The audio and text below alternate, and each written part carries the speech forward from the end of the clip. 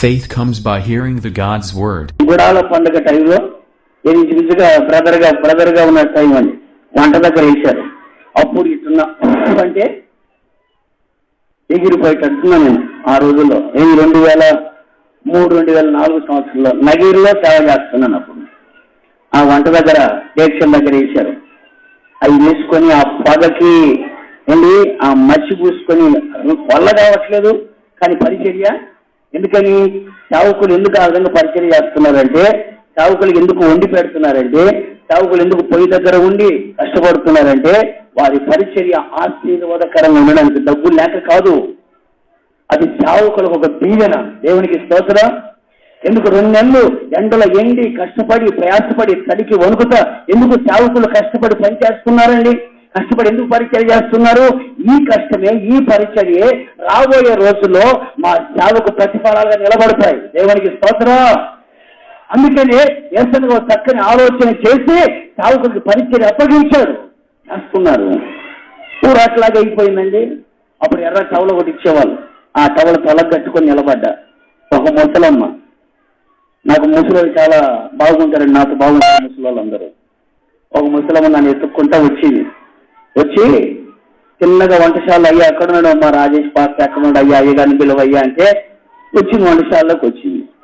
వచ్చిన తర్వాత చిన్నగా నేను ఆమెను చూసి పలకయ్యకుండా మౌనంగా నిలబడ్డా.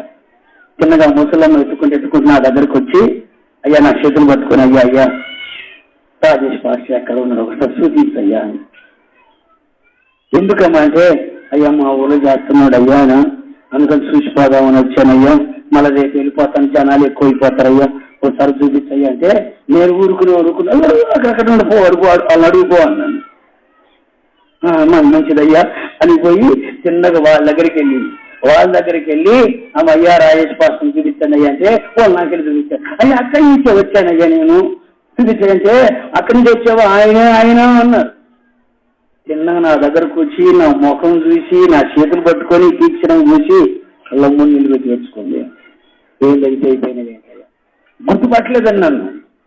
అంటే నీకు ఘనంగా గొప్పడుగా నేను చెప్పట్లేదండి. దేవుని పరిచర్యలో ఆ విధంగా మనము తలా తునకలుగా మార్చబడగలిగితే, ఆ విధంగా పరిచర్యలో మనం భాగస్థులుగా మార్చబడగలిగితే ఆ పరిచర్యే దేవుడి జ్ఞాపకం చేసుకుని ఉన్నత స్థితిలో నిలబెడతారు. దేవునికి స్తోత్రం. అందుకే పౌలు గారు ఒక మాట అంటాడు, పూర్వము నేను దూషకుడను హింసకుడను హానికడను నన్ను తన పరిచర్యకి నమ్మకస్తుడుగా నన్ను ఎంచాడు. ఆయన పరిచర్య చేయడానికి కూడా ఏం కావాలండి? నమ్మకత్వం కావాలి. నన్ను నమ్మకస్తుడిగా ఎంచాడు. ఆయన నమ్మకస్తుడిగా ఎంచి ఈ పరిచర్య నాకు అప్పగించాడు. అందుకే నాకు అప్పగించిన ఈ పరిచర్యని నమ్మకంగా నేను చేసుకుపోతున్నా. దేవుడికి స్తోత్రం. ఎన్ని శ్రమలు వచ్చినా, ఎన్ని శోధనలు వచ్చినా, ఎన్ని నిందలు వచ్చినా, ఎన్ని అవమానాలు, ఎన్ని కష్టాలు వచ్చినా, సూటిపోతే మాకు ఎన్ని వచ్చినా నాకు దేవుడి పరిచర్యను అప్పగించాడు కనుక ఈ పరిచర్యని తుది శ్వాస విడిచేంత వరకు నేను చేస్తాను.